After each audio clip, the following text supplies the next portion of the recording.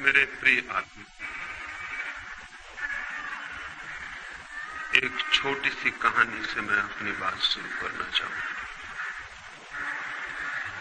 बहुत वर्ष बीते, बहुत सदियां, किसी देश में एक बड़ा चित्रकार था।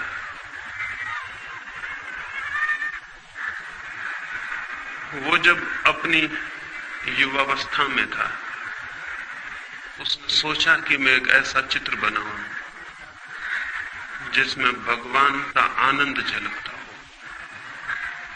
मैं ऐसी दो आंखें चित्रित करूं जिनमें अनंत शांति झलकती हो। मैं ऐसे एक व्यक्ति को खोजूं, एक ऐसे मनुष्य को जिसका चित्र जीवन के जो पार है, जगत से जो दूर है, उसकी खबर लाता हो। और वो अपने देश के गांव-गांव घूमा, जंगल जंगल उसने छाना उस आदमी को जिसकी प्रति छवि वो बना सके। और आखिर एक पहाड़ पर गाय चराने वाले एक चरवाहे को उसने खोज लिया। उसकी आंखों में कोई झलक थी, उसके चेहरे की रूपरेखा में कोई दूर की खबर थी। उसे देखकर ही लगता था कि मनुष्य के भीतर परमात्मा भी है। उसने उसके चित्र को बनाया। उस चित्र की लाखों प्रतियां गांव-गांव, दूर-दूर के देशों में बिकी। लोगों ने उस चित्र को घर में टांग कर अपने को धन्य समझा। फिर 20 वर्ष बाद वो चित्रकार बूढ़ा हो गया था और उस चित्रकार को एक ख्याल और आया।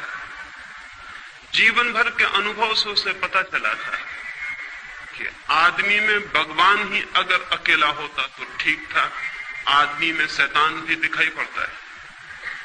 उसने सोचा कि मैं एक चित्र और बनाऊं जिसमें आदमी के भीतर शैतान की छवि हो, तब मेरे दोनों चित्र पूरे मनुष्य के चित्र बन सकेंगे।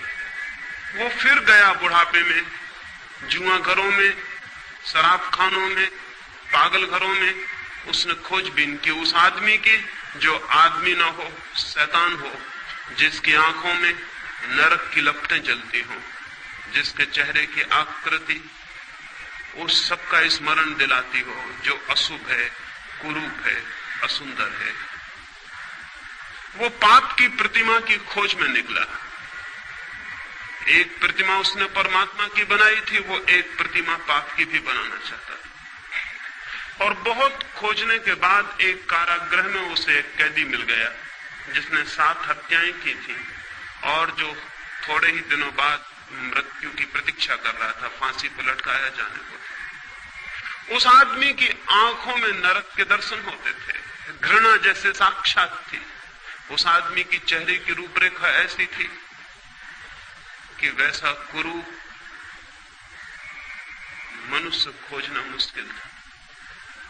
उसने उसके चित्र को बनाया।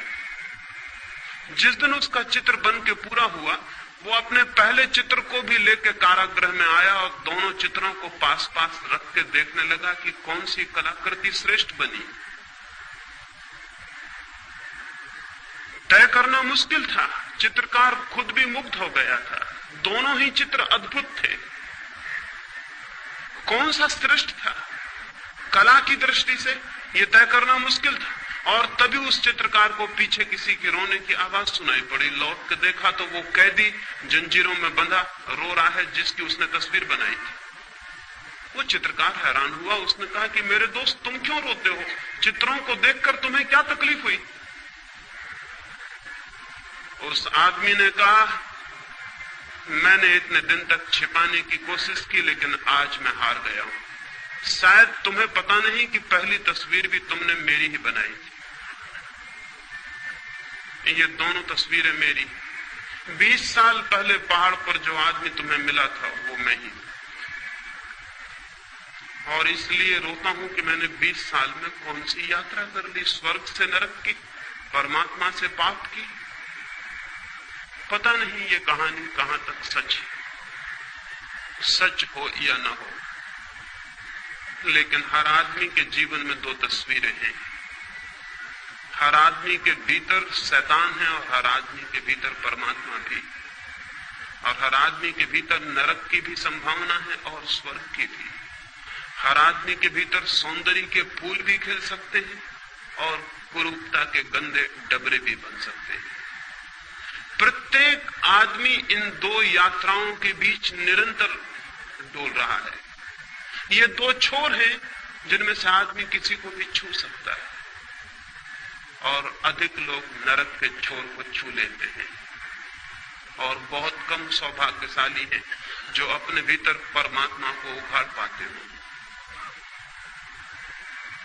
क्या हम अपने भीतर परमात्मा को उखाड़ पाने में सफल हो सकते हैं? क्या हम वो प्रतिमा बनेंगे जहां परमात्मा की झलक मिले? ये कैसे हो सकता है?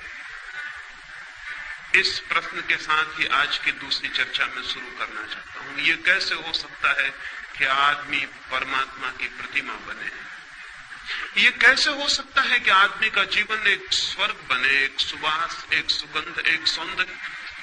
ये कैसे हो सकता है कि मनुष्य उसे जान ले जिसकी कोई मृत्यु नहीं? ये कैसे हो सकता है कि मनुष्य परमात्मा के मंदिर में प्रविष्ट हो जाए? होता तो उल्टा है। बचपन में हम कहीं स्वर्ग में होते हैं और बूढ़े होते होते नरक तक पहुंच जाते हैं। होता उल्टा है। होता यह है कि बचपन के बाद जैसे रोज हमारा पतन होता है। बचपन में तो किसी इनोसेंस, किसी निर्दोष संसार का हम अनुभव करते हैं, और फिर धीरे धीरे कपट से भरा हुआ, पाखंड से भरा हुआ मार्ग हम तय करते हैं। और बूढ़े होते होते न केवल हम शरीर से बूढ़े हो जाते हैं, बल्कि हम आत्मा से भी बूढ़े हो जाते हैं। न केवल शरीर दीनहीन, जीन जर्जर हो जाता है, बल्कि आत्मा भी पतित, दीन जर्जर हो जाती है। ये और इसे ही हम जीवन मान लेते हैं और समाप्त हो जाते हैं। धर्म इस संबंध में संदेह उठाना चाहता है। धर्म एक बड़ा संदेह है इस संबंध में कि यह आदमी की जीवन की यात्रा गलत है, कि स्वर्ग से हम नरक तक पहुंच जाएं। होना तो उल्टा चाहिए।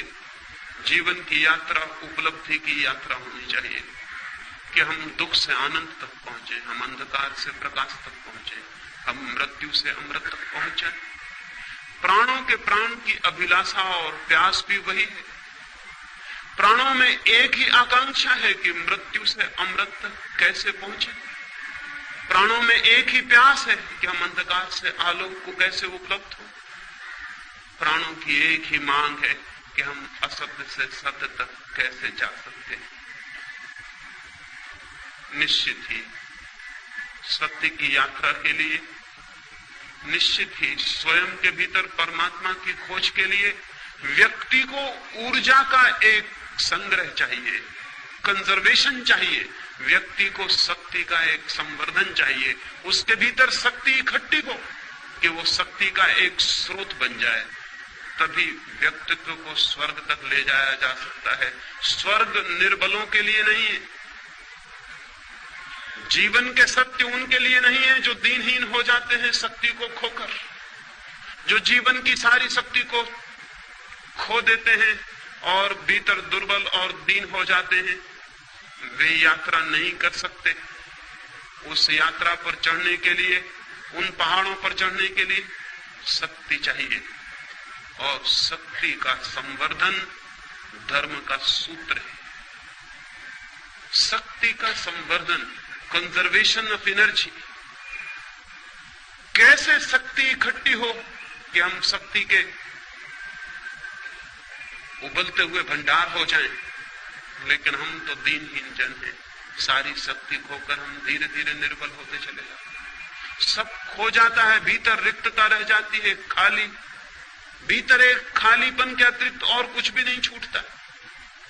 हम शक्ति को कैसे खो देते हैं?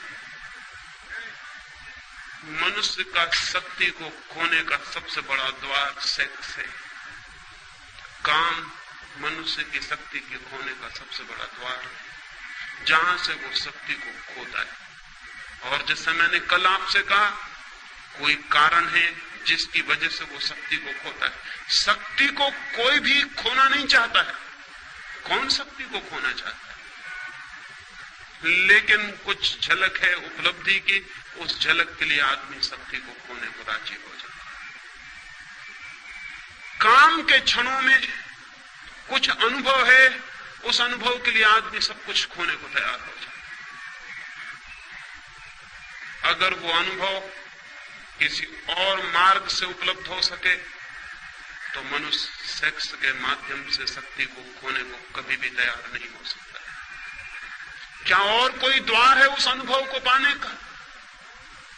क्या और कोई मार्ग है उस अनुभूति को उपलब्ध करने का, जहां हम अपने प्राणों की गहरी से गहराई में उतर जाते हैं, जहां हम जीवन का ऊंचा से ऊंचा शिखर छूते हैं, जहां हम जीवन की शांति और आनंद की एक झलक पाते हैं? क्या कोई और मार्ग है? क्या कोई और मार्ग है अपने भीतर पहुंच जाने का? क्या स्वयं की शांति और आनंद के स्रोत तक पहुंच जाने की और कोई सीढ़ी है? अगर वो सीढ़ी हमें दिखाई पड़ जाए तो जीवन में एक क्रांति घटित हो जाती है। आदमी काम के प्रति विमुख और राम के प्रति सन्मुख हो जाता है। एक क्रांति घटित हो जाती है, एक नया द्वार खुल जाता है। मनुष्य की जाति को अगर हम नया द्वार न दे सकें तो मनुष्य एक रिपीटेटिव सर्किल में, एक पुनरुक्ति वाले चक्कर में घूमता है और नष्ट होता है। लेकिन आज तक सेक्स के संबंध में जो भी धारणाएं रही हैं, वो मनुष्य को सेक्स के अतिरिक्त नया द्वार खोलने में समर्थ नहीं बना पाई, बल्कि एक उल्टा उपद्रव हुआ। प्रकृति एक ही द्वार देती है मनुष्य को, वो सेक्स का द्वार है।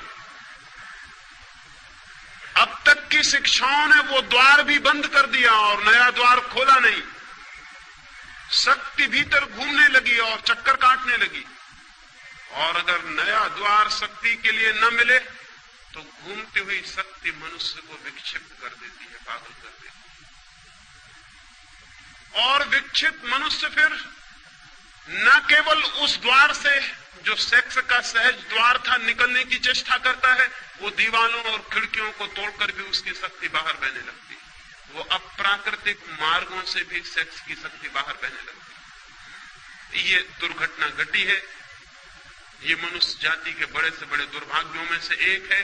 नया द्वार नहीं खोला गया और पुराना द्वार बंद कर दिया गया।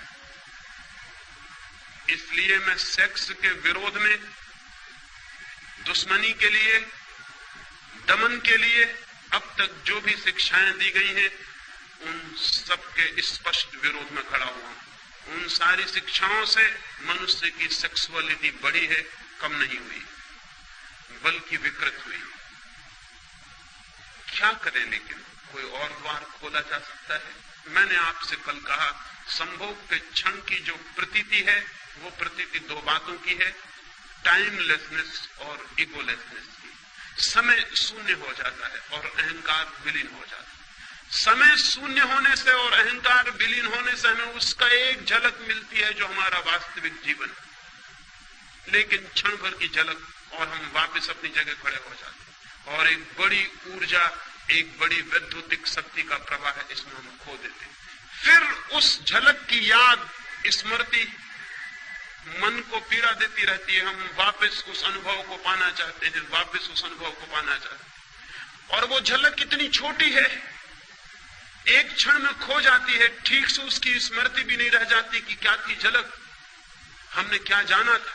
बस एक धुन, एक अर्ज, एक पागल प्रतीक्षा रह जाती है फिर उस अनुभव को पाने की। और जीवन भर आदमी इसी चेष्टा में संलग्न रहता है, लेकिन उस झलक को एक क्षण से ज्यादा नहीं पा सकता है। वही झलक ध्यान के माध्यम से भी उपलब्ध होती है। मनुष्य की चेतना तक पहुंचने के दो मार्ग हैं, काम और ध्यान, सेक्स और मेडिटेशन।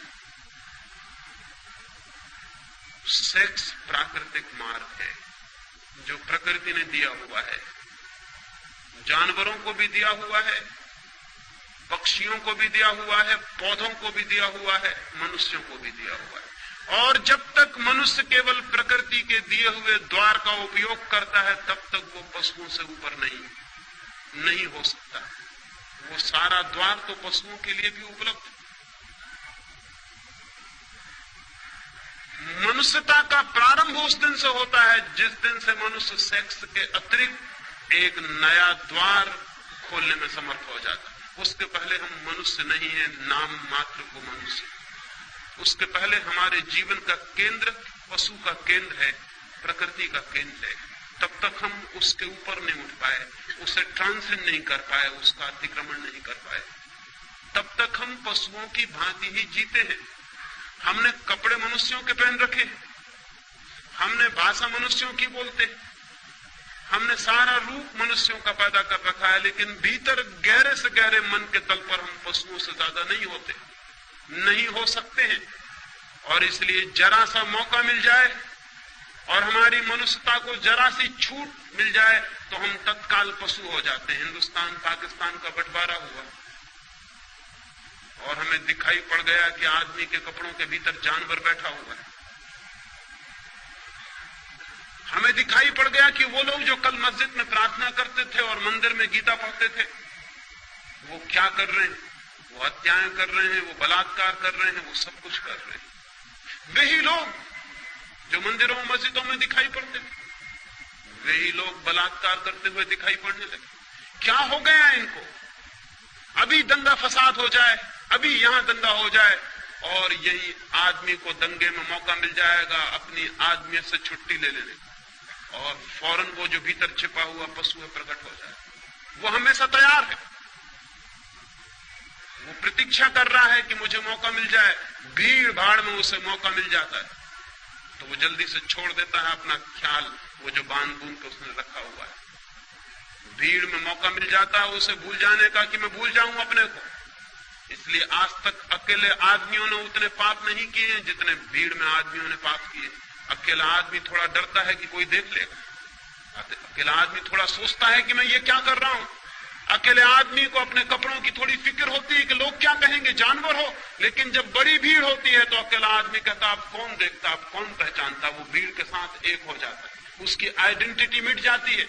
अब वो फला नाम का आदमी नहीं, अब एक बड़ी भीड़ है और बड़ी भीड़ जो करती है वो भी करता है, हत्या करता है, आग लगाता है, बलात्कार करता है। भीड़ में उसे मौका मिल जाता है कि वो अपने पशु को फिर से छुट्टी दे दे जो उसके भीतर छिपा है।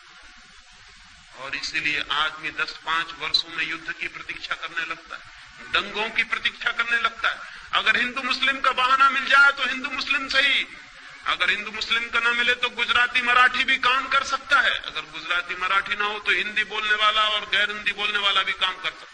कोई भी बहाना चाहिए आदमी को, उसके भीतर के पशु को छुट्टी चाहिए। वो घबरा जाता है, पशु भीतर बंद रहते रहते वो कहता है मुझे प्रकट होने दो।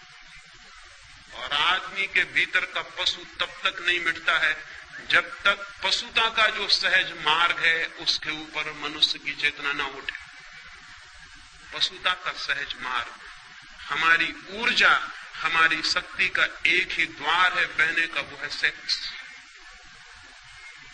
और वो द्वार बंद कर दें तो कठिनाई खड़ी हो जाती है। उस द्वार को बंद करने के पहले नए द्वार का उद्घाटन होना जरूरी है, जीवन चेतना नई दिशा में प्रवाहित हो सके। लेकिन यह हो सकता है यह आज तक किया नहीं गया, नहीं किया गया क्योंकि दमन सरल मालूम पड़ा, रूपांतरण कठिन। दबा देना किसी बात को आसान है, बदलने की विधि और साधना की जरूरत है। इसलिए हमने सरल मार्ग का उपयोग किया कि दबा दो अपने भीतर।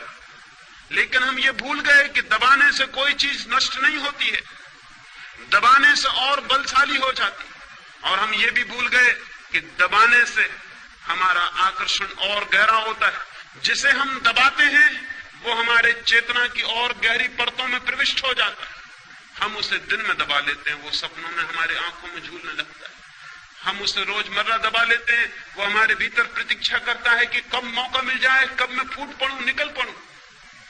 जिसे हम दबाते हैं उससे हम मुक्त नहीं होते, हम और गहरे अर्थों में और गहराइयों में और अचेतन में और अनकॉन्शियस तक उसकी जड़ें पहुंच जाती हैं और वो हमें जकड़ लेता है। आदमी सेक्स को दबाने के कारण ही बन गया और जकड़ गया। और यही वजह है, पशुओं का तो सेक्स का कोई अवधि होती है, कोई पीरियड होता है वर्ष में। आदमी की कोई अवधि ना रही, कोई पीरियड ना रहा। आदमी 24 घंटे 12 महीने सेक्सुअल है। सारे जानवरों में कोई जानवर ऐसा नहीं कि जो 12 महीने और 24 घंटे कामुकता से भरा हुआ। उसका वक्त है, उसकी ऋतु है, वो आती है और चला जाता है, और फिर उसका स्मरण भी खो जाता है। आदमी को क्या हो गया? आदमी ने दबाया जिस चीज को, वो फैलकर उसके 24 घंटे और 12 महीने के जीवन पर फैल गई।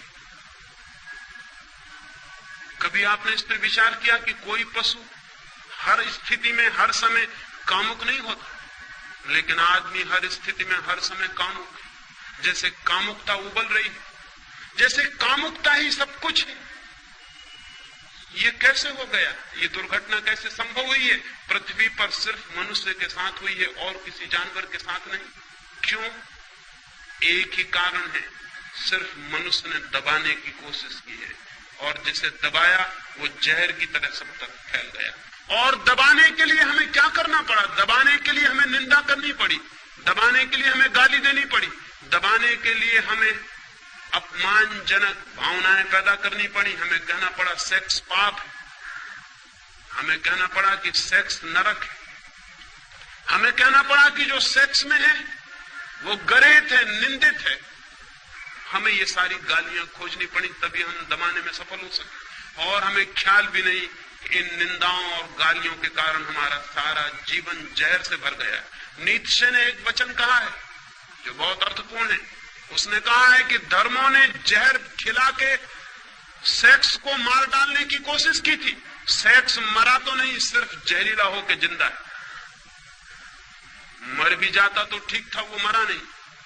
लेकिन और गड़बड़ हो गई बात, वो जहरीला भी हो गया और जिंदा है। ये जो सेक्सुअलिटी है, ये जहरीला सेक्स है। सेक्स तो पशुओं में भी है, काम तो पशुओं में भी है, क्योंकि काम जीवन की ऊर्जा है। लेकिन सेक्सुअलिटी, कामुकता सिर्फ मनुष्य में, कामुकता पशुओं में नहीं। पशुओं की आंखों में देखें, वहां कामुकता दिखाई नहीं पड़ेगी।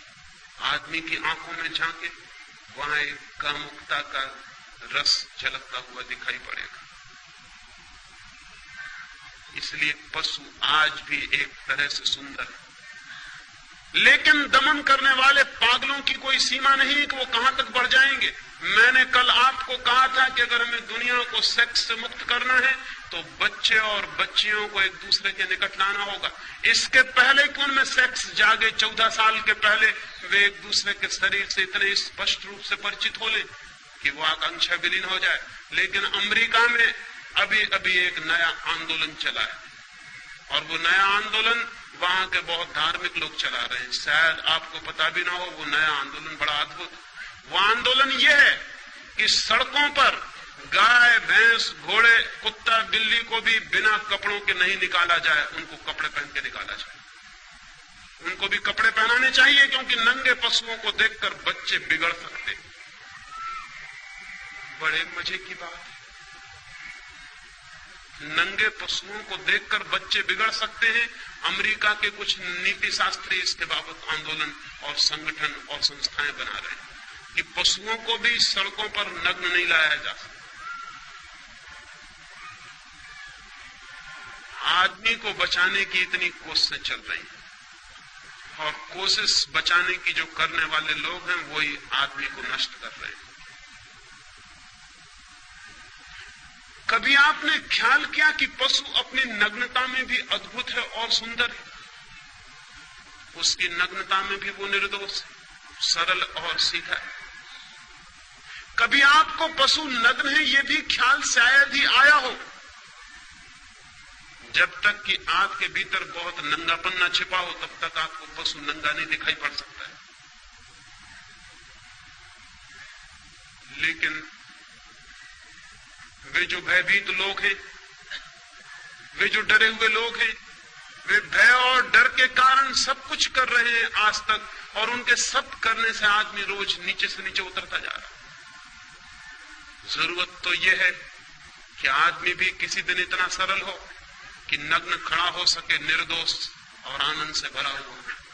जरूरत तो यह है जैसे महावीर जैसा व्यक्ति नग्न खड़ा हो गया। लोग कहते हैं कि उन्होंने कपड़े छोड़े, कपड़ों का त्याग किया। मैं कहता हूं न कपड़े छोड़े न कपड़ों का त्याग किया, चित्त इतना निर्दोष हो गया होगा, इतना इनोसेंट जैसे छोटे बच्चों का, तो वे नग्न खड़े हो गए होंगे। क्योंकि ढांकने को जब कुछ भी नहीं रह जाता तो आदमी नग्न हो सकता है। जब तक ढांकने को कुछ है हमारे भीतर तब तक आदमी अपने को छिपाएगा। जब ढांकने को कुछ भी नहीं है तो नग्न हो सकता है। चाहिए तो एक ऐसी पृथ्वी कि आदमी भी इतना सरल होगा कि नग्न होने में भी उसे कोई पश्चाताप, कोई पीड़ा न होगी, नग्न होने में भी उसे कोई अपराध न होगा। आज तो हम कपड़े पहनकर भी अपराधी मालूम होते हैं, हम कपड़े पहन के भी नंगे हैं, और ऐसे लोग भी रहे हैं जो नग्न होकर भी नग्न नहीं थे। नंगापन मन की एक वृत्ति है, सरलता, निर्दोष चित्त, फिर नग्नता भी सार्थक हो जाती, अर्थपूर्ण हो जाती, वो भी एक सौंदर्य ले लेती है। लेकिन अब तक आदमी को जहर पिलाया गया है, और जहर का परिणाम ये हुआ कि हमारा सारा जीवन एक कोने से लेकर दूसरे कोने तक विषाक्त हो गया है।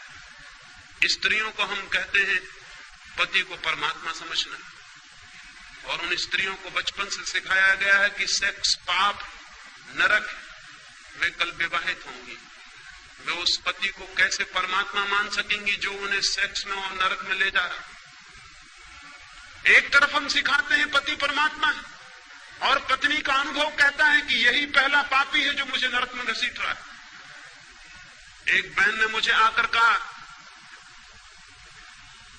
पिछली मीटिंग में जब मैं यहां बोला भारतीय विद्या भवन में, तो एक बहन मेरे पास उसी दिन आई और उसने कहा कि मैं बहुत गुस्से में हूं, मैं बहुत क्रोध में हूं। सेक्स तो बड़ी घृणित चीज है, सेक्स तो पाप है, और आपने सेक्स की इतनी बात क्यों की? मैं तो घृणा करती हूं सेक्स। अब ये पत्नी है, इसका पति है, इसके बच्चे हैं, बच्चियां हैं, और ये पत्नी सेक्स को घृणा करती है। ये पति को कैसे प्रेम कर सकती जो इसे सेक्स में ले जा रहा है? ये उन बच्चों को कैसे प्रेम कर सकती है जो सेक्स से पैदा हो रहे हैं? इसका प्रेम जहरीला रहेगा, इसके प्रेम में जहर छिपा रहेगा। पति और इसके बीच एक बुनियादी दीवार खड़ी रहेगी, बच्चों और इसके बीच एक बुनियादी दीवार खड़ी रहेगी, क्योंकि वो सेक्स की दीवार और सेक्स की कंडेमनेशन की वृत्ति बीच में खड़ी है। ये बच्चे पाप से आए, ये पति और मेरे बीच पाप का संबंध, और जिनके साथ पाप का संबंध है उनके प्रति हम मैत्रीपूर्ण हो सकते हैं, पाप के प्रति हम मैत्रीपूर्ण हो सकते हैं। सारी दुनिया का ग्रस्त जीवन नष्ट किया है सेक्स को गाली देने वाले, निंदा करने वाले लोगों ने, और उन्होंने इसे नष्ट करके जो दुष्परिणाम लाए हैं वो ये नहीं है कि सेक्स से लोग मुक्त हो गए हों। जो पति अपनी पत्नी और अपने बीच एक दीवार पाता है पाप की, वो पत्नी से कभी भी तृप्ति अनुभव नहीं कर पाता, तो आसपास की स्त्रियों को खोजता है, वेश्याओं को खोजता है, खोजेगा। अगर पत्नी से उसे तृप्ति मिल गई होती तो शायद इस जगत की सारी स्त्रियां उसके लिए मां और बहन हो जाती, लेकिन पत्नी से भी तृप्ति न मिलने के कारण सारी स्त्रियां उसे पोटेंशियल औरतों की तरह, पोटेंशियल पत्नियों की तरह मालूम पड़ती हैं, जिनको पत्नी में बदला जा सकता है। ये स्वाभाविक है, ये होने वाला था, ये होने वाला था, क्योंकि जहां तृप्ति मिल सकती थी वहां जहर है, वहां पाप है, और तृप्ति नहीं मिलती, और वो चारों तरफ भटकता है और खोजता है, और क्या क्या इजादें करता है खोज के आदमी। अगर उन सारी इजादों को हम सोचने बैठे तो घबरा जाएंगे कि आदमी ने क्या क्या इजादें की। लेकिन एक बुनियादी बात पर ख्याल नहीं किया कि वो जो प्रेम का कुआं था, वो जो काम का कुआं था, वो जहरीला बना दिया गया। और जब पति और पत्नी के बीच जहर का भाव हो, घबराहट का भाव हो, पाप का भाव हो, तो फिर ये पाप की भावना रूपांतरण नहीं करने देगी।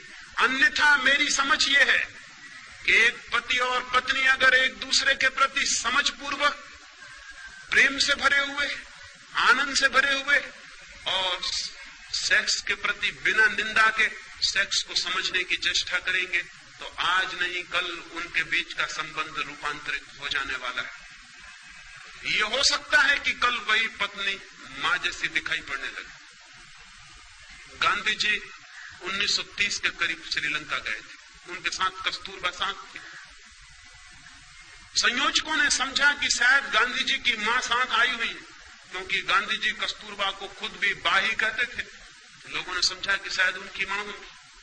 संयोजकों ने परिचय देते हुए कहा कि गांधी जी आए हैं और बड़े सौभाग्य की बात उनकी मां भी साथ आई हुई, वो उनके बगल में बैठी हुई। गांधी जी के सेक्रेटरी तो घबरा गए कि ये तो भूल हमारी, हमें बताना था कि साथ में कौन है, लेकिन अब तो बड़ी देर हो चुकी थी। गांधी तो मंच पर जाके बैठ भी गए थे और बोलना शुरू कर दिया। सेक्रेटरी घबराए हुए हैं कि गांधी पीछे क्या कहेंगे। उन्हें कल्पना भी नहीं हो सकती थी कि गांधी नाराज नहीं होंगे, क्योंकि ऐसे पुरुष बहुत कम हैं जो पत्नी को मां बनाने में समर्थ हो जाते। लेकिन गांधी जी ने कहा कि सौभाग्य की बात है कि जिन मित्र ने मेरा परिचय दिया है उन्होंने भूल से एक सच्ची बात कह दी। कस्तूरबा कुछ वर्षों से मेरी मां हो गई, कभी वो मेरी पत्नी थी लेकिन अब वो मेरी मां है। इस बात की संभावना है कि अगर पति और पत्नी काम को, संभोग को समझने की चेष्टा करें तो एक दूसरे के मित्र बन सकते हैं और एक दूसरे के काम के रूपांतरण में सहयोगी और साथी हो सकते हैं। और जिस दिन कोई पति और पत्नी अपने आपस के संभोग के संबंध को रूपांतरित करने में सफल हो जाते हैं, उस दिन उनके जीवन में पहली दफे एक दूसरे के प्रति अनुग्रह और ग्रेटिट्यूड का भाव पैदा होता है। उसके पहले नहीं। उसके पहले वे एक दूसरे के प्रति क्रोध से भरे रहते हैं। उसके पहले वे एक दूसरे के बुनियादी शत्रु बने रहते हैं। उसके पहले उनके बीच एक संघर्ष है, मैत्री नहीं। मैत्री उस दिन शुरू होती है जिस दिन वे एक दूसरे के साथी बनते हैं और उनके काम की ऊर्जा को रूपांतरण करने में माध्यम बन जाते। उस दिन एक अनुग्रह, एक ग्रेटिट्यूड, एक कृतज्ञता का भाव ज्ञापन होता है। उस दिन पुरुष आदर से भरता है स्त्री के प्रति, क्योंकि स्त्री ने उसे काम वासना से मुक्त होने में सहायता पहुंचाई। उस दिन स्त्री अनुग्रहित होती है पुरुष के प्रति कि उसने उसे साथ दिया और उसकी वासना से मुक्ति दिलवाई। उस दिन वे सच्ची मैत्री में बनते हैं, जो काम की नहीं, प्रेम की मैत्री। उस दिन उनका जीवन ठीक उस दिशा में जाता है जहां पत्नी के लिए पति परमात्मा हो जाता है और पति के लिए पत्नी परमात्मा हो जाता है उस दिन। लेकिन वो कुआं तो विषाक्त कर दिया गया। इसलिए मैंने कल कहा कि मुझसे बड़ा शत्रु सेक्स का खोजना कठिन है, लेकिन मेरी शत्रुता का ये मतलब नहीं कि मैं सेक्स को गाली दूं और निंदा करूं। मेरी शत्रुता का मतलब यह है कि मैं सेक्स को रूपांतरित करने के संबंध में दिशा सूचन करूं। मैं आपको कहूं कि वो कैसे रूपांतरित हो सकता है। मैं कोयले का दुश्मन हूं क्योंकि मैं कोयले को हीरा बनाना चाहता हूं। मैं सेक्स को रूपांतरित करना चाहता हूं। वो कैसे रूपांतरित होगा, उसकी क्या विधि होगी? मैंने आपसे कहा एक द्वार खोलना जरूरी है, नया द्वार। बच्चे जैसे ही पैदा होते हैं वैसे ही उनके जीवन में सेक्स का आगमन नहीं हो जाता है। अभी देर है, अभी शरीर शक्ति इकट्ठी करेगा, अभी शरीर के अणु मजबूत होंगे। अभी उस दिन की प्रतीक्षा है जब शरीर पूरा तैयार हो जाएगा, ऊर्जा इकट्ठी होगी और द्वार जो बंद रहा है 14 वर्षों तक वो खुल जाएगा ऊर्जा के धक्के से और सेक्स की दुनिया शुरू होगी। एक बार द्वार खुल जाने के बाद नया द्वार खोलना कठिन हो जाता है, क्योंकि समस्त ऊर्जाओं का नियम यह है, समस्त शक्तियों का। वे एक दफा अपना मार्ग खोज लें बहने के लिए तो वे उसी मार्ग से बहना पसंद करती। गंगा बह गई है सागर की तरफ, उसने एक बार रास्ता खोज लिया, अब वो उसी रास्ते से बही चली जाती है, बही चली जाती है। रोज रोज नया पानी आता है, उसी रास्ते से बहता हुआ चला जाता है। गंगा रोज नए रास्ते नहीं खोजती। जीवन की ऊर्जा भी एक रास्ता खोज लेती, फिर वो उसी से बहती चली जाती। अगर जमीन को कामुकता से मुक्त करना है तो सेक्स का रास्ता खुलने के पहले नया रास्ता, ध्यान का रास्ता तोड़ देना जरूरी है। एक एक छोटे बच्चे को ध्यान की अनिवार्य शिक्षा और दीक्षा मिलनी चाहिए। तो हम उसे सेक्स के विरोध की दीक्षा देते हैं, जो कि अत्यंत मूर्खतापूर्ण है। सेक्स के विरोध की दीक्षा नहीं देनी है, शिक्षा देनी है ध्यान की, पॉजिटिव, कि वो ध्यान को कैसे उपलब्ध हो। और बच्चे ध्यान को जल्दी उपलब्ध हो सकते हैं क्योंकि अभी उनकी ऊर्जा का कोई भी द्वार खुला नहीं, अभी द्वार बंद है, अभी ऊर्जा संरक्षित है। अभी कहीं भी नए द्वार पर धक्के दिए जा सकते हैं और नया द्वार खोला जा सकता है। फिर यही बूढ़े हो जाएंगे और इन्हें ध्यान में पहुंचना अत्यंत कठिन हो जाएगा। ऐसे ही जैसे एक नया पौधा पैदा होता है, उसकी शाखाएं कहीं भी झुक जाती हैं, कहीं भी झुकाई जा सकती हैं, फिर वही बूढ़ा वृक्ष हो जाता है। फिर हम उसकी शाखाओं को झुकाने की कोशिश करते हैं, फिर शाखाएं टूट जाती हैं, झुकती नहीं। बूढ़े लोग ध्यान की चेष्टा करते हैं दुनिया में, जो बिल्कुल ही गलत है। ध्यान की सारी चेष्टा छोटे बच्चों पर की जानी चाहिए। लेकिन मरने के करीब पहुंच के आदमी ध्यान में उत्सुक होता है। वो पूछता है ध्यान क्या, योग क्या, हम कैसे शांत हो जाएं? जब जीवन की सारी ऊर्जा खो गई, जब जीवन के सब रास्ते सख्त और मजबूत हो गए, जब झुकना और बदलना मुश्किल हो गया, तब वो पूछता है अब मैं कैसे बदल जाऊं? एक पैर आदमी कब्र में डाल लेता है, दूसरा पैर बाहर रख के पूछता है ध्यान का कोई रास्ता है?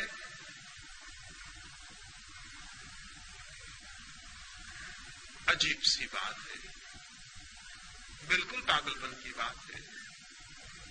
ये पृथ्वी कभी भी शांत और ध्यानस्थ नहीं हो सकेगी जब तक ध्यान का संबंध पहले दिन के पैदा हुए बच्चे से हम न जोड़ेंगे। अंतिम दिन के व्रत से नहीं जोड़ा जा सकता। व्यर्थ ही हमें बहुत शर्म उठाना पड़ता है बाद के दिनों में शांत होने के लिए, जो कि पहले एकदम हो सकता था। छोटे बच्चों को ध्यान की दीक्षा काम के रूपांतरण का पहला चरण, शांत होने की दीक्षा, निर्विचार होने की दीक्षा, मौन होने की दीक्षा। बच्चे ऐसे भी मौन हैं, बच्चे ऐसे भी शांत हैं। अगर उन्हें थोड़ा सा दिशा दी जाए और उन्हें मौन और शांत होने के लिए घड़ी भर की शिक्षा दी जाए, तो जब वे 14 वर्ष के होने के करीब आएंगे, जब काम जगेगा, तब तक उनका एक द्वार खुल चुका होगा, शक्ति इकट्ठी होगी और जो द्वार खुला है उसी द्वार से बहनी शुरू हो जाएगी। उन्हें शांति का, आनंद का, कालहीनता का, निरअहंकार भाव का अनुभव सेक्स के बहुत अनुभव के पहले उपलब्ध हो जाएगा। वही अनुभव उनकी ऊर्जा को गलत मार्गों से रोकेगा और ठीक मार्गों पर ले आएगा। लेकिन हम छोटे छोटे बच्चों को ध्यान तो नहीं सिखाते, काम का विरोध सिखाते हैं। पाप है, गंदगी है, कुरूपता है, बुराई है, नरक है, ये सब हम बताते हैं। और इस सब के बताने से कुछ भी फर्क नहीं पड़ता, कुछ भी फर्क नहीं पड़ता, बल्कि हमारे बताने से वे और भी आकर्षित होते हैं और तलाश करते हैं कि क्या है ये गंदगी, क्या है ये नरक जिसके लिए बड़े इतने भयभीत और बेचैन हैं। और फिर थोड़े ही दिनों में उन्हें यह भी पता चल जाता है कि बड़े जिस बात से हमें रोकने की कोशिश कर रहे हैं, खुद दिन रात उसी में लीन। और जिस दिन उन्हें यह पता चल जाता है, माँ बाप के प्रति सारी श्रद्धा समाप्त हो जाती है। माँ बाप के प्रति श्रद्धा समाप्त करने में शिक्षा का हाथ नहीं है। माँ बाप के प्रति श्रद्धा समाप्त करने में माँ बाप का अपना हाथ है। आप जिन बातों के लिए बच्चों को गंदा कहते हैं, बच्चे बहुत जल्दी पता लगा लेते हैं कि उन सारी गंदगियों में आप भली भांति लवलीन।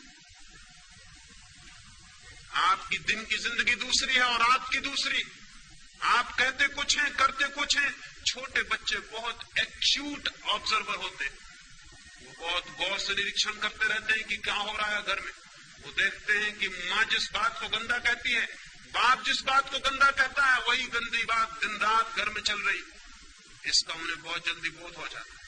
उनका सारा श्रद्धा का भाव विलीन हो जाता है कि धोखेबाज हैं ये माँ बाप, पाखंडी हैं, हिपोक्रेट हैं, ये बातें कुछ और कहते हैं, करते कुछ और हैं। और जिन बच्चों का माँ बाप पर से विश्वास उठ गया, वो बच्चे परमात्मा पर कभी विश्वास नहीं कर सकेंगे, इसको याद रखना।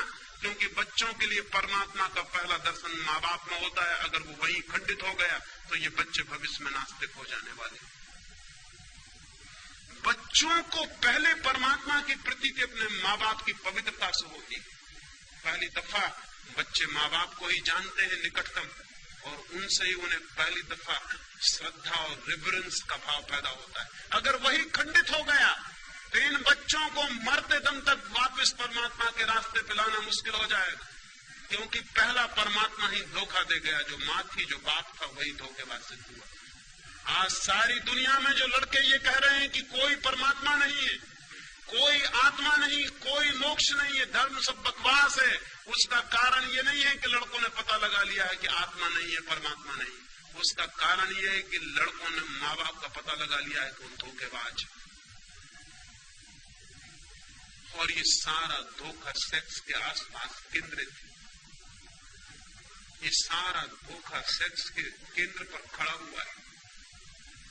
बच्चों को ये सिखाने की जरूरत नहीं कि सेक्स पाप है, बल्कि ईमानदारी से ये सिखाने की जरूरत है कि सेक्स जिंदगी का एक हिस्सा है और तुम सेक्स से ही पैदा हुए और हमारी जिंदगी में वो है, ताकि बच्चे सरलता से माँ बाप को समझ सके और जब जीवन को वो जाने तो वो आदर से भर सके कि माँ बाप सच्चे और ईमानदार थे।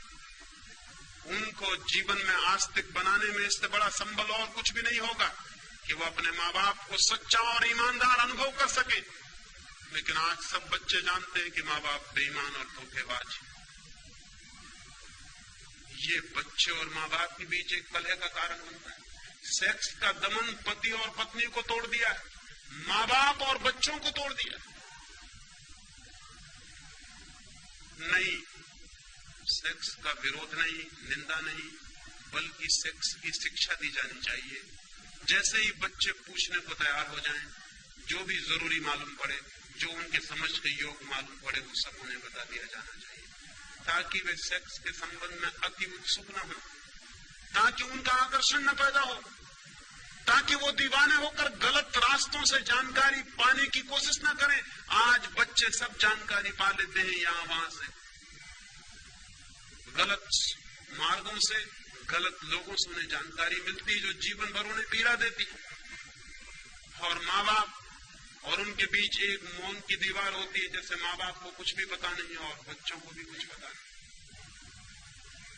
उन्हें सेक्स की सम्यक शिक्षा मिलनी चाहिए, राइट एजुकेशन। और दूसरी बात, उन्हें ध्यान की दीक्षा मिलनी चाहिए, कैसे मौन हो, कैसे शांत हो, कैसे निर्विचार हो। और बच्चे तत्क्षण निर्विचार हो सकते हैं, मौन हो सकते हैं, शांत हो सकते हैं। 24 घंटे में 1 घंटे अगर बच्चों को घर में मौन में ले जाने की व्यवस्था हो, निश्चित ही वे मौन में तभी जा सकेंगे जब आप भी उनके साथ मौन बैठ सकें। हर घर में 1 घंटा मौन का अनिवार्य होना चाहिए। एक दिन खाना न मिले घर में तो चल सकता है, लेकिन 1 घंटा मौन के बिना घर नहीं चल सकता।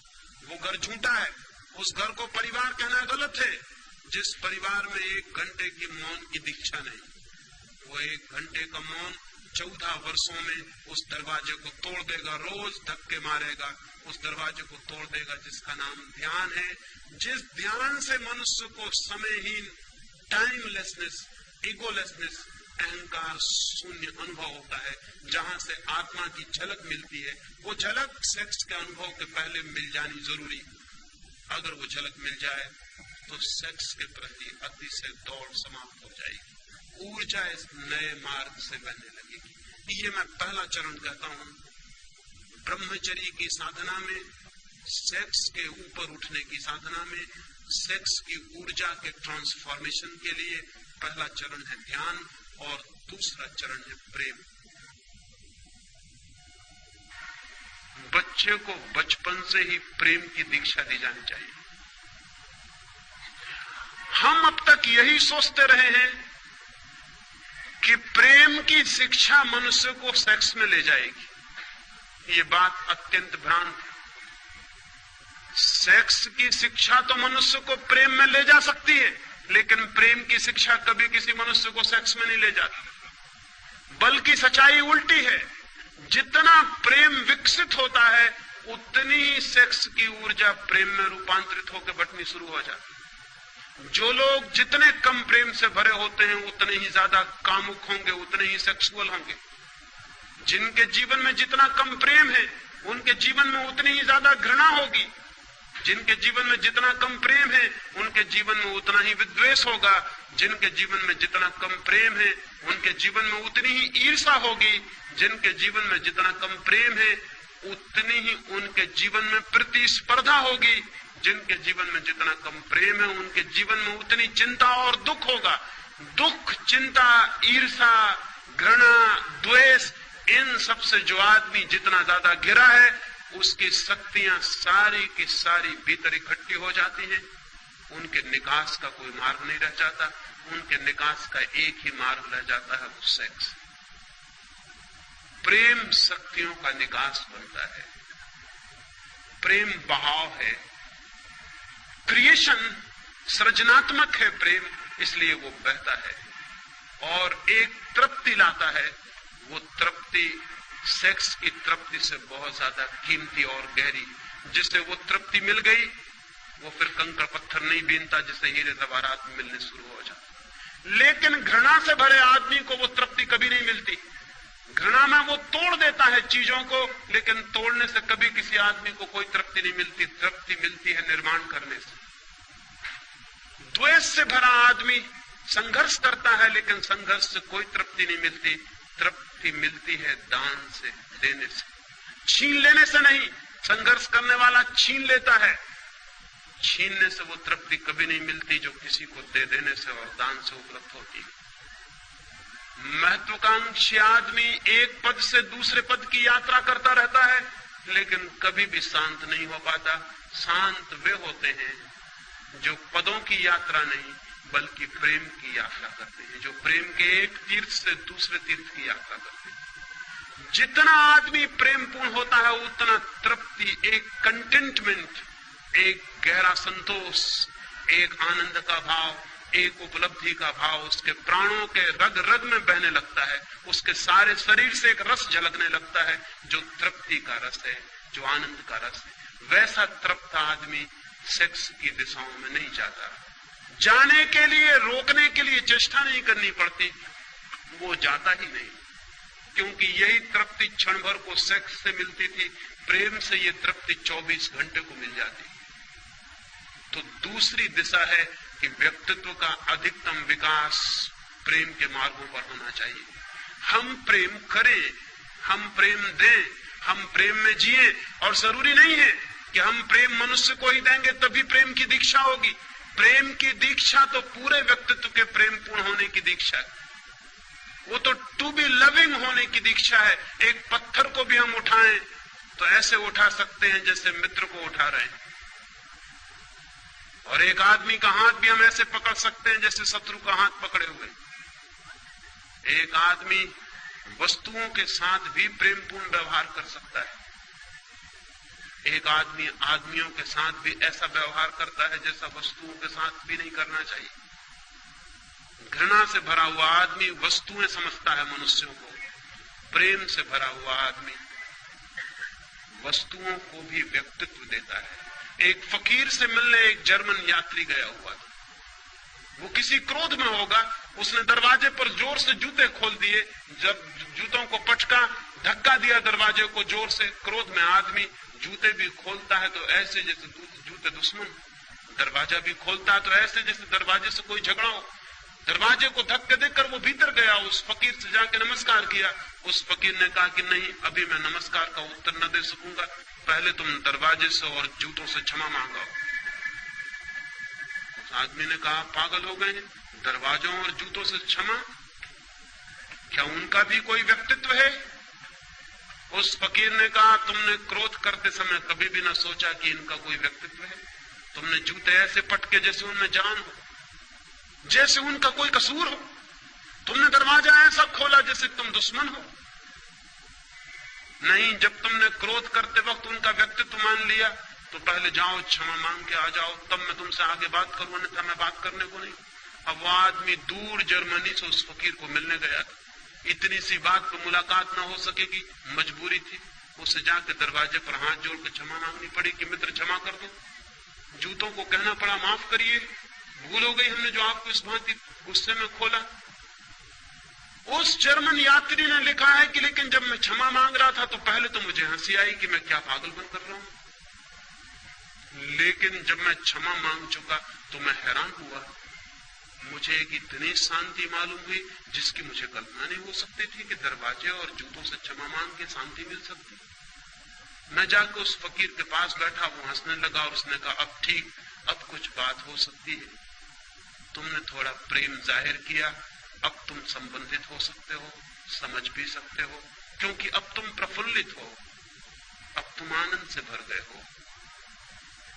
सवाल मनुष्यों के साथ ही प्रेमपूर्ण होने का नहीं, प्रेमपूर्ण होने का है। ये सवाल नहीं है कि मां को प्रेम दो, ये गलत बातें हैं। जब कोई मां अपने बच्चे को कहती है कि मैं तेरी मां हूं इसलिए प्रेम कर, तब वो गलत शिक्षा दे रही है, क्योंकि जिस प्रेम में इसलिए लगा हुआ है देयरफॉर वो प्रेम झूठा। जो कहता है इसलिए प्रेम करो कि मैं बाप हूं, वो गलत शिक्षा दे रहा है।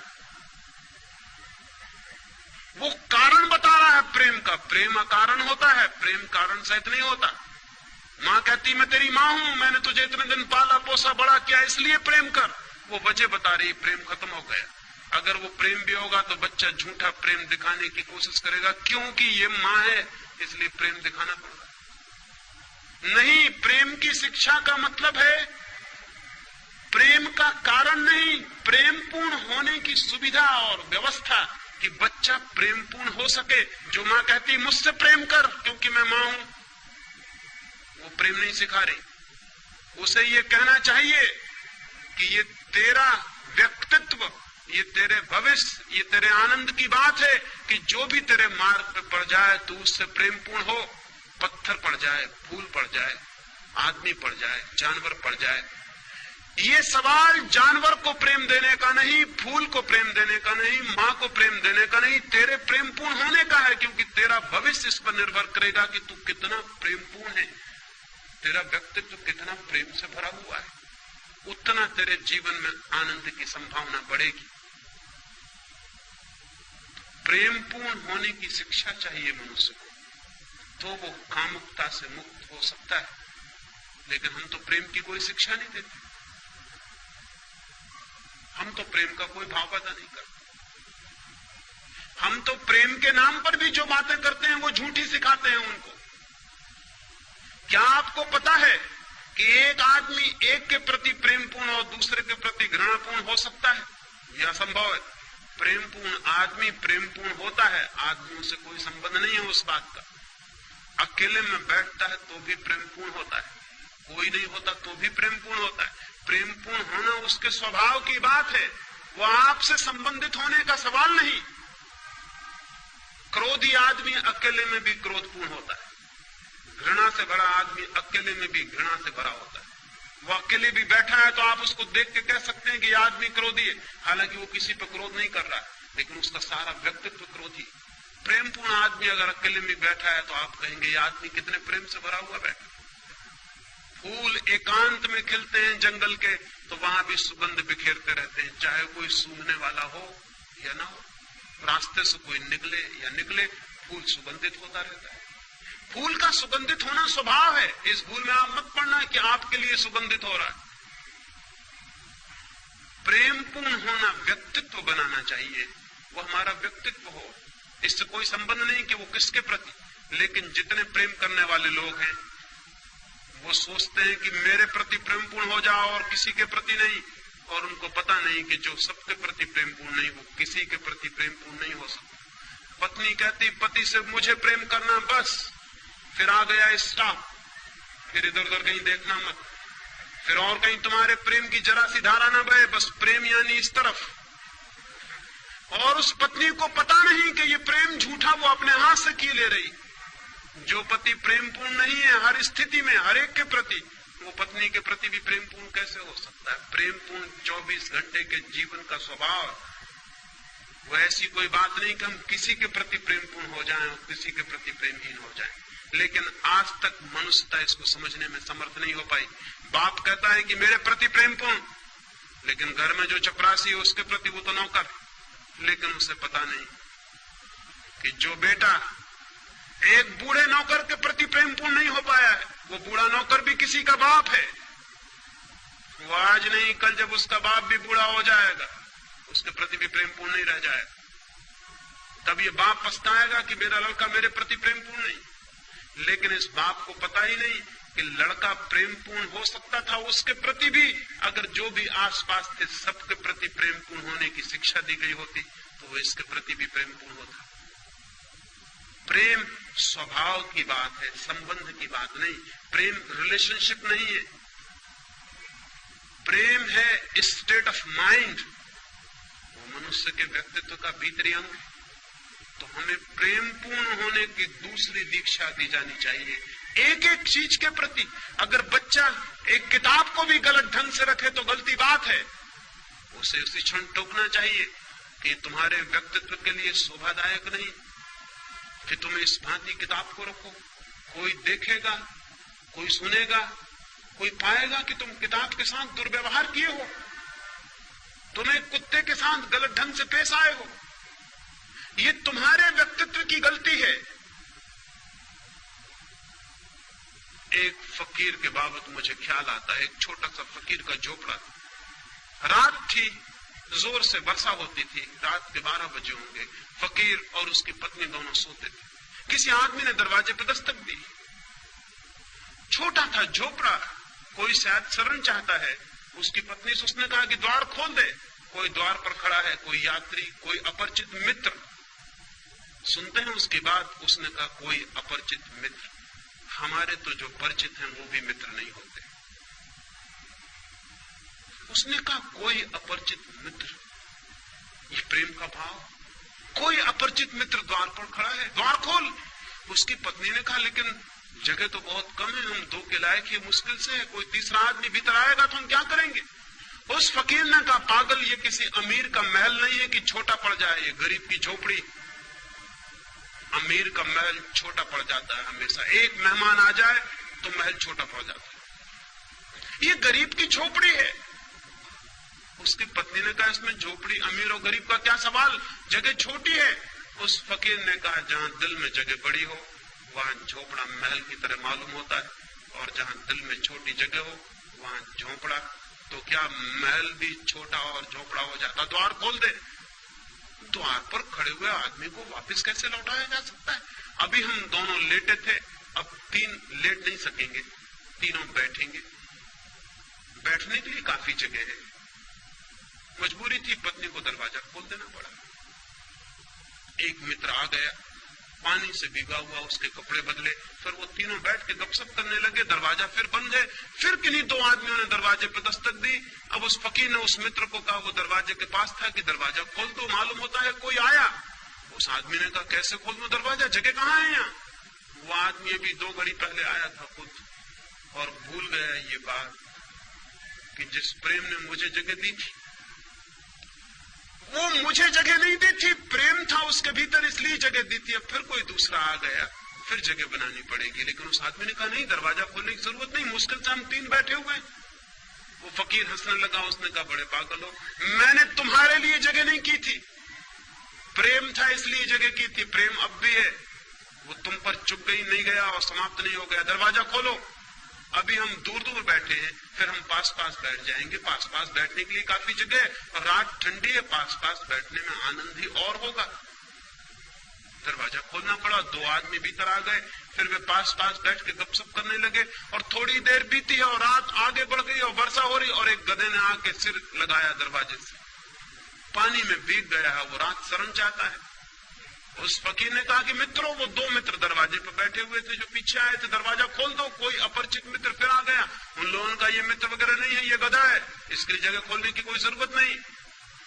उस फकीर ने कहा तुम्हें शायद पता नहीं, अमीर के दरवाजे पर आदमी के साथ भी गधे जैसा व्यवहार किया जाता है। ये गरीब की झोपड़ी है, हम गधे के साथ भी आदमी जैसा व्यवहार करने की आदत से बने। दरवाजा खोल दो। पर वे दोनों कहने लगे जगह, उस फकीर ने कहा जगह बहुत है, अभी हम बैठे हैं, अब हम खड़े हो जाएंगे, खड़े होने के लिए काफी जगह। और फिर तुम घबराओ मत, अगर जरूरत पड़ेगी तो मैं हमेशा बाहर होने के लिए तैयार हूं। प्रेम इतना कर सकता है।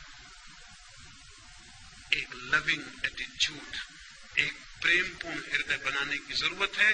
जब प्रेमपूर्ण हृदय बनता है तो व्यक्तित्व का एक तृप्ति का भाव, एक रसपूर्ण तृप्ति। क्या आपको कभी ख्याल है जब भी आप किसी के प्रति जरा से प्रेमपूर्ण हुए, पीछे एक तृप्ति की लहर छूट गई? क्या आपको कभी भी ख्याल है कि जीवन में तृप्ति के क्षण वे ही रहे हैं जो बेशर्त प्रेम के क्षण रहे होंगे, जब कोई शर्त ना रही होगी प्रेम की? और जब आपने रास्ते चलते एक अजनबी आदमी को देख के मुस्कुरा दिया हो, उसके पीछे छूट गई तृप्ति का कोई अनुभव है? उसके पीछे साथ आ गया एक शांति का भाव, एक प्राणों में एक आनंद की लहर का कोई पता है? जब राह चलते किसी आदमी को उठा लिया हो, किसी गिरते को संभाल लिया हो, किसी बीमार को एक फूल दे दिया हो, इसलिए नहीं कि वो आपकी मां है, इसलिए नहीं कि वो आपका पिता है, नहीं, वो आपको कोई भी नहीं है, लेकिन एक फूल किसी बीमार को दे देना आनंदपूर्ण है। व्यक्तित्व में प्रेम की संभावना बढ़ती जानी चाहिए। वो इतनी बढ़ जानी चाहिए पौधों के प्रति, पक्षियों के प्रति, पशुओं के प्रति, आदमियों के प्रति, अपरिचितों के प्रति, अनजान लोगों के प्रति, विदेशियों के प्रति जो बहुत दूर है उनके प्रति, चांतारों के प्रति प्रेम हमारा बढ़ता चला जाए। जितना प्रेम हमारा बढ़ता है उतनी ही सेक्स की जीवन में संभावना कम होती चली जाती है। प्रेम और ध्यान दोनों मिलकर उस दरवाजे को खोल देते हैं जो परमात्मा का दरवाजा है। प्रेम धन ध्यान बराबर परमात्मा। प्रेम और ध्यान का जोड़ हो जाए और परमात्मा उपलब्ध हो जाए, और उस उपलब्धि से जीवन में ब्रह्मचर्य फलित होता है। फिर सारी ऊर्जा एक नए ही मार्ग पर ऊपर चढ़ने लगती, फिर बह बह के निकल नहीं जाती, फिर जीवन से बाहर निकल के व्यर्थ नहीं हो जाती, फिर जीवन के भीतरी मार्गों पर गति करने लगती। उसका एक ऊर्ध्व गमन, एक ऊपर की तरफ यात्रा शुरू होती। अभी हमारी यात्रा नीचे की तरफ है। सेक्स ऊर्जा का अधोगमन, नीचे की तरफ बह जाना है। ब्रह्मचर्य ऊर्जा का ऊर्ध्वगमन है, ऊपर की तरफ उठ जाना है। प्रेम और ध्यान ब्रह्मचर्य के सूत्र हैं। तीसरी बात कल आपसे करने को हूं कि ब्रह्मचर्य उपलब्ध होगा तो क्या फल होगा, क्या होगी उपलब्धि, क्या मिल जाएगा? ये दो बातें मैंने आज आपसे कही, प्रेम और ध्यान। मैंने ये कहा कि छोटे बच्चों से इनकी शिक्षा शुरू हो जानी चाहिए। इससे आप ये मत सोच लेना कि अब तो हम बच्चे नहीं रहे इसलिए करने को कुछ बाकी नहीं। ये आप मत सोच के चले जाना, अन्यथा मेरी मेहनत फिजूल गई। आप किसी भी उम्र के हों, ये काम शुरू किया जा सकता है। ये काम कभी भी शुरू किया जा सकता है। हालांकि जितनी उम्र बढ़ती चली जाती है उतना मुश्किल होता चला जाता है। बच्चों के साथ हो सके सौभाग्य, लेकिन कभी भी हो सके सौभाग्य इतनी देर कभी भी नहीं हुई है कि हम कुछ भी ना कर सके। हम आज शुरू कर सकते हैं, और जो लोग सीखने के लिए तैयार हैं वो बूढ़े में भी बच्चों जैसे ही होते हैं। वो बुढ़ापे में भी शुरू कर सकते हैं अगर उनकी सीखने की क्षमता है, अगर लर्निंग का एटीट्यूड है, अगर वो इस ज्ञान से नहीं भर गए कि हमने सब जान लिया और सब पा लिया, तो वे सीख सकते हैं और वे छोटे बच्चों की भांति नई यात्रा शुरू कर सकते हैं। बुद्ध के पास एक भिक्षु कुछ वर्षों से दीक्षित था। एक दिन बुद्ध ने उससे पूछा कि भिक्षु तुम्हारी उम्र क्या है? उस भिक्षु ने कहा मेरी उम्र 5 वर्ष। बुद्ध कहने लगे 5 वर्ष? तुम तो कोई 70 वर्ष के मालूम पड़ते हो, कैसा झूठ बोलते हो? उस भिक्षु ने कहा लेकिन 5 वर्ष पहले ही मेरे जीवन में ध्यान की किरण फूटी, 5 वर्ष पहले ही मेरे जीवन में प्रेम की वर्षा हुई। उसके पहले मैं जीता था वो सपने में जीना था, वो नींद में जीना था, उसकी गिनती अब मैं नहीं करता हूं, कैसे करूं? जिंदगी तो इधर 5 वर्षों से शुरू हुई, इसलिए मैं कहता हूं मेरी उम्र 5 वर्ष। बुद्ध ने अपने भिक्षुओं से कहा, भिक्षुओं इस बात को ख्याल में रख लेना, अपनी उम्र आज से तुम भी इसी तरह जोड़ना, यही उम्र को नापने का ढंग समझना। अगर प्रेम और ध्यान का जन्म नहीं हुआ है तो उम्र फिजूल चली गई। अभी आपका ठीक जन्म भी नहीं हुआ है और कभी भी इतनी देर नहीं हुई जबकि हम प्रयास करें, श्रम करें और हम अपने नए जन्म को उपलब्ध न हो जाए। इसलिए मेरी बात से ये नतीजा मत निकाल लेना आप कि आप तो बचपन के पार हो चुके, इसलिए ये बात आने वाले बच्चों के लिए। कोई आदमी किसी भी क्षण इतने दूर नहीं निकल गया है कि वापस न लौट आए। कोई आदमी कितने ही गलत रास्तों पर चला हो, ऐसी जगह नहीं पहुंच गया है कि ठीक रास्ता उसे दिखाई न पड़ सके।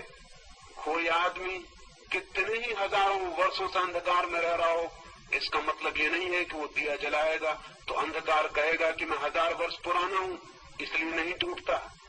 दिया जलाने से एक दिन का अंधकार भी टूटता है, 1000 साल का अंधकार भी उसी तरह टूट जाता है। दिया जलाने की चेष्टा बचपन में आसानी से हो सकती है, बाद में थोड़ी कठिनाई है, लेकिन कठिनाई का अर्थ असंभावना नहीं। कठिनाई का अर्थ है थोड़ा ज्यादा श्रम, कठिनाई का अर्थ है थोड़ा ज्यादा संकल्प, कठिनाई का अर्थ है थोड़ा ज्यादा लगन पूर्वक, ज्यादा सातत्य से तोड़ना पड़ेगा व्यक्तित्व की जो बंदी धाराएं हैं उनको, और नए मार्ग खोलने पड़ेंगे। लेकिन जब नए मार्ग की जरा सी भी किरण फूटनी शुरू होती है तो सारा श्रम ऐसा लगता है कि हमने कुछ भी नहीं किया और बहुत कुछ पा लिया है। जब एक किरण भी आती है उस आनंद की, उस सत्य की, उस प्रकाश की, तो लगता है हमने तो बिना कुछ किए पा लिया है, क्योंकि हमने जो किया था उसका तो कोई भी मूल्य नहीं था। जो हाथ में आ गया है वो तो अमूल्य है। इसलिए ये भाव मन में आप न लेंगे, ऐसी मेरी प्रार्थना है। मेरी बातों को इतनी शांति और प्रेम से सुना, उसके लिए बहुत बहुत अनुग्रहित हूँ और अंत में सबके भीतर बैठे परमात्मा को प्रणाम करता हूँ। मेरे प्रणाम स्वीकार करें।